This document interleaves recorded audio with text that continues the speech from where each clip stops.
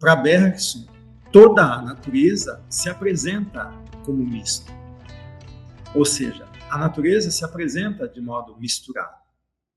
O campo da existência só nos apresenta mistos ou misturas. Misturas de realidades que diferem em natureza. Então, se eu parto do fato existente, o fato existente me traz sempre um misto. Ele me dá sempre uma mistura. Por exemplo, na existência, nós temos misturado a percepção e a lembrança, ou a memória. Nós, na medida que percebemos a realidade atual da matéria, que vemos, ouvimos, tateamos, degustamos, nós, de alguma maneira, somos invadidos por lembranças.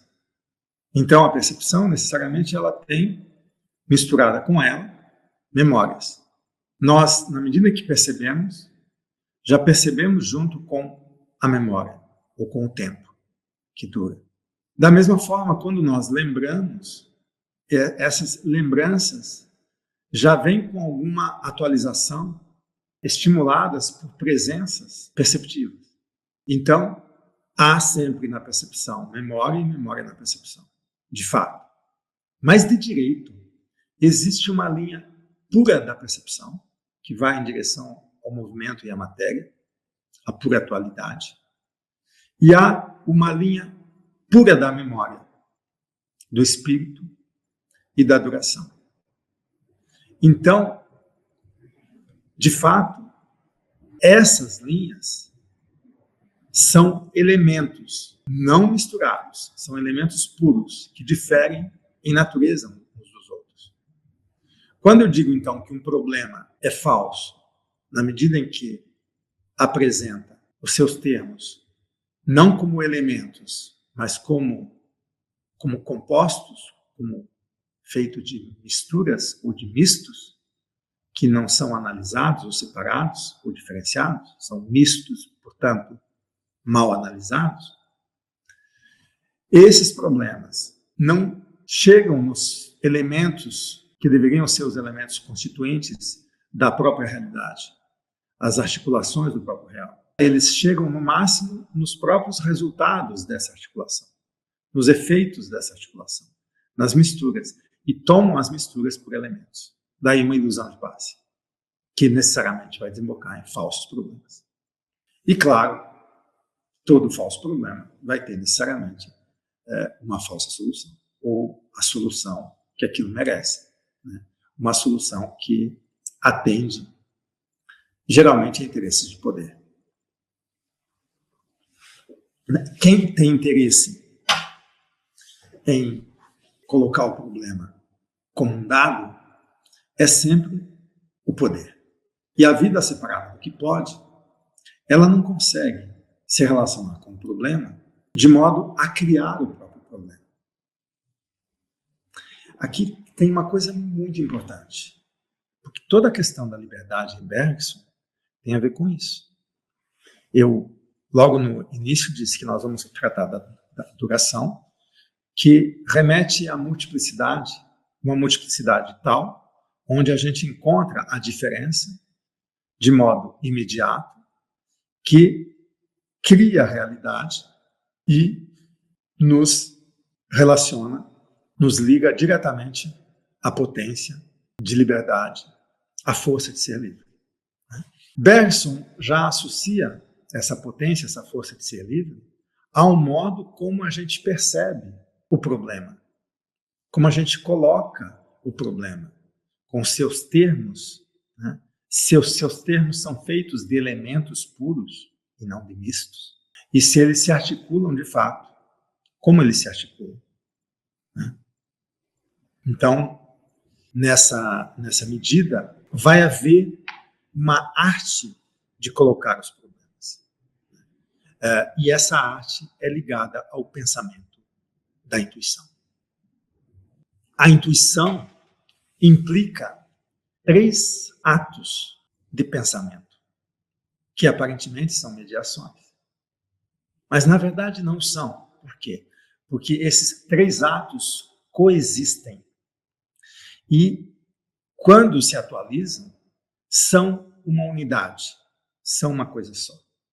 Mas se diferenciam virtualmente. Quais são esses atos? Colocar o problema. Descobrir, quer dizer, inventar, na verdade, o problema.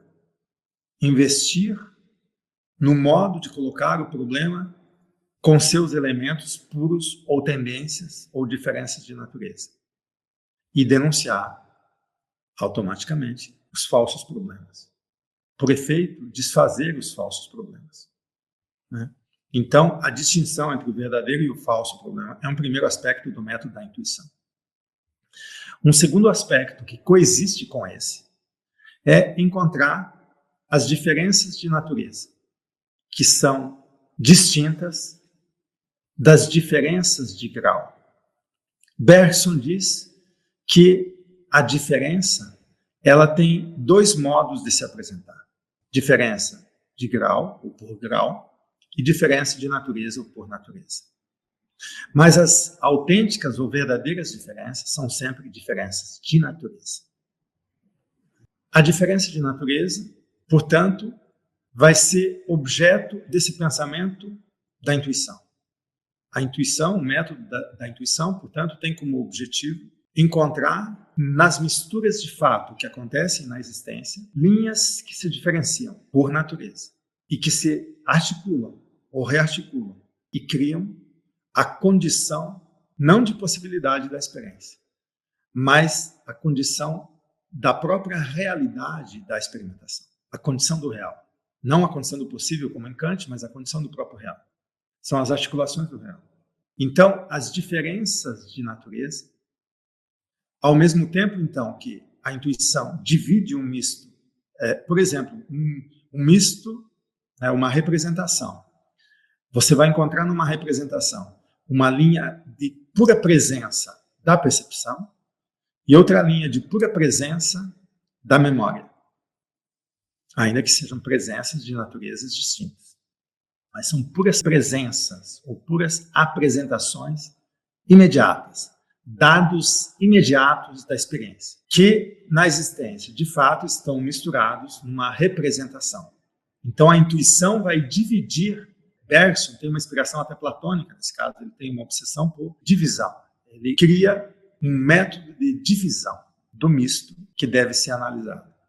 Um misto mal analisado é fonte de ilusão e de falsos problemas. Portanto, é necessário que a intuição encontre as verdadeiras diferenças de natureza nessa realidade compósita que se dá no campo existencial, essa realidade misturada. Então, a intuição vai seguir as diferenças de natureza e vai encontrar a própria diferença ou linha diferencial decisiva. Bergson vai dizer que só um dos lados é, de fato, uma diferença de natureza. Por exemplo, entre o espaço e a duração, a diferença de natureza está do lado da duração e não do lado do espaço. No lado do espaço, eu só tenho formas de exterioridade e de diferenças de grau. Do lado da duração, eu tenho toda a interioridade do tempo e a diferença de natureza ou a própria diferença que se produz como uma realidade imediata. A diferença que não precisa de uma mediação, de uma representação, de uma tradução. Então, há aí um jeito de operar pelo pensamento da intuição, dividindo os mistos da existência. As misturas que se dão na existência. Encontrar numa representação o que é percepção e o que é memória. O que é espaço e o que é duração. O que é presente e o que é passado. O que é matéria e o que é espírito. E encontrar no espírito, na memória, na duração, no passado, as fontes de uma dimensão que é a fábrica da própria diferença. Bergson vai chamar essa dimensão de realidade virtual. há uma realidade virtual. E a verdadeira multiplicidade diz respeito a essa realidade virtual. Não é fácil penetrar numa filosofia como a de Bergson e nos servirmos dela de modo acessível e prático, que é o que a gente está tentando fazer, no sentido da libertação de si. Então, o modo do pensamento intuitivo implica seguir as diferenças de natureza. Não só, então, levar a prova do verdadeiro e do falso para o nível do problema, detectando até que ponto o problema é inexistente, se eu pensar por modelos genéricos e por gradações de mais e de menos, ou se eu constituir o problema através de mistos mal analisados. E, ao mesmo tempo, a intuição remete a verdade do problema a um ato de criação. O problema não é uma descoberta, né? A solução, sim, é como que uma descoberta do problema. Mas o problema, ele não é um dado, ele é uma invenção. É preciso levar a criação no nível do problema.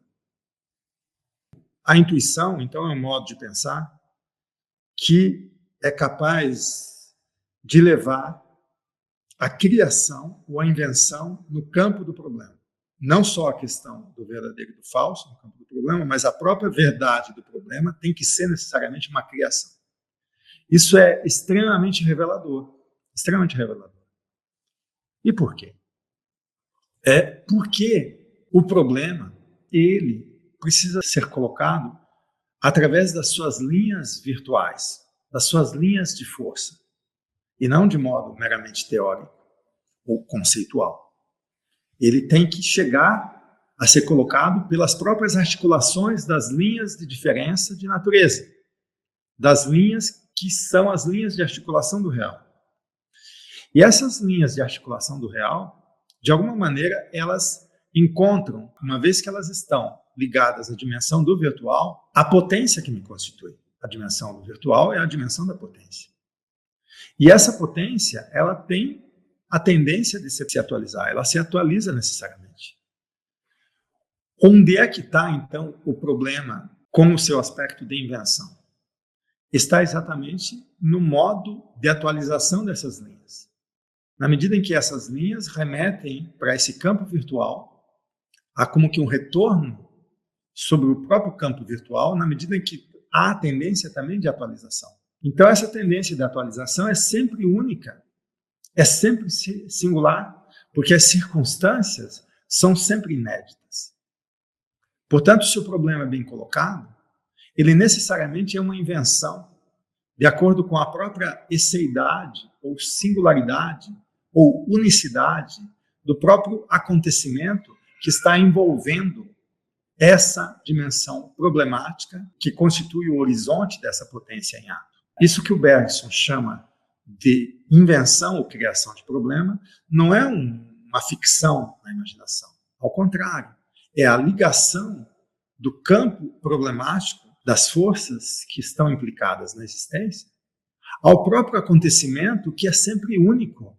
Ele sempre encontra um aspecto circunstancial único, singular. E, nesse sentido, é sempre novo, é sempre inédito. Por isso que o problema é sempre uma invenção. Por quê? Porque a afirmação dessas linhas diferenciais é uma afirmação direta, imediata, e não mediada por ideias gerais, por soluções genéricas.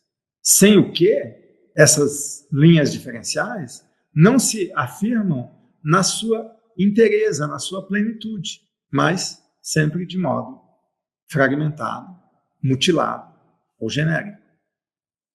E aí, isso não contemplaria a vida, isso submeteria a vida a um sistema de representação.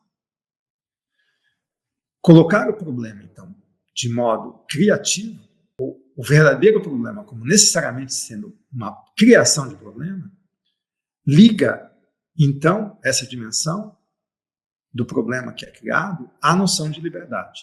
Só é livre o ser que é capaz de colocar e inventar o próprio problema que diz respeito à sua posição vital, ao seu modo de vida, ao seu modo, à sua posição de desejo, sua modalidade de desejo ou de impulso vital na própria existência.